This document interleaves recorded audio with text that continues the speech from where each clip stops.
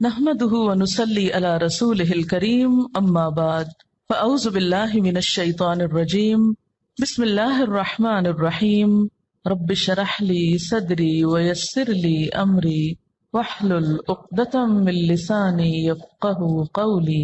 اللہ کی رحمت سے مایوس نہ ہو جاؤ، یقیناً اللہ سارے گناہ معاف کر دیتا ہے، وہ تو غفور الرحیم ہے۔ پلٹ آؤ اپنے رب کی طرف اور مطیع بن جاؤ اس کے، قبل اس کے کہ تم پر عذاب آ جائے اور پھر کہیں سے تمہیں مدد نہ مل سکے، اور پیروی اختیار کر لو اپنے رب کی بھیجی ہوئی کتاب کے بہترین پہلو کی، قبل اس کے کہ تم پر اچانک عذاب آ جائے اور تم کو خبر بھی نہ ہو۔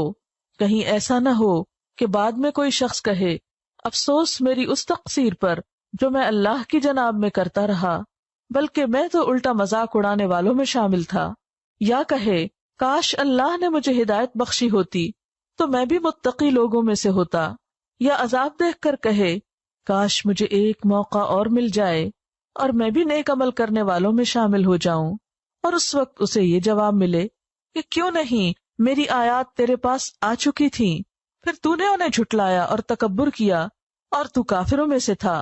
آج جن لوگوں نے خدا پر جھوٹ باندھے ہیں، قیامت کے روز تم دیکھو گے کہ ان کے منہ کالے ہوں گے۔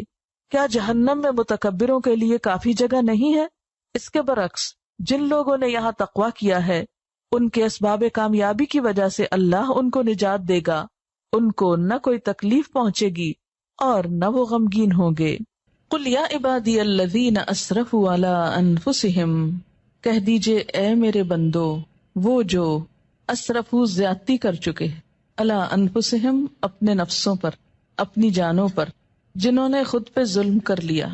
اسراف کہتے ہیں گناہوں کی کثرت اور اس میں بہت آگے نکل جانا، یعنی بڑے بڑے گناہ کر بیٹھے۔ ان سے بھی کیا کہا جا رہا ہے؟ لا تقنطوا من رحمت اللہ، اللہ کی رحمت سے مایوس نہ ہو۔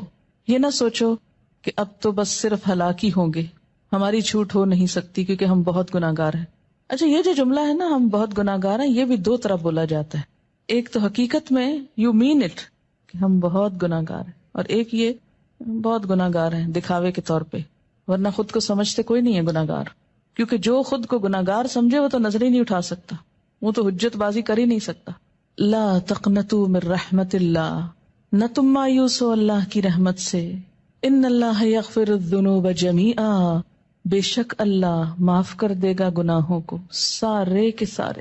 اس آیت میں یہ ہے نا کہ اللہ معاف کر نہیں سکتا، فرمایا نہیں کر سکتا ہے، کر دے گا، کرے گا۔ کیوں؟ انہ هو الغفور الرحیم، کیونکہ وہ غفور الرحیم ہے۔ یہاں ہر شخص کو مایوسی سے نکالا جا رہا ہے، کتنا بھی بڑا کوئی گزشتہ زندگی میں گناہ یا جرم کیوں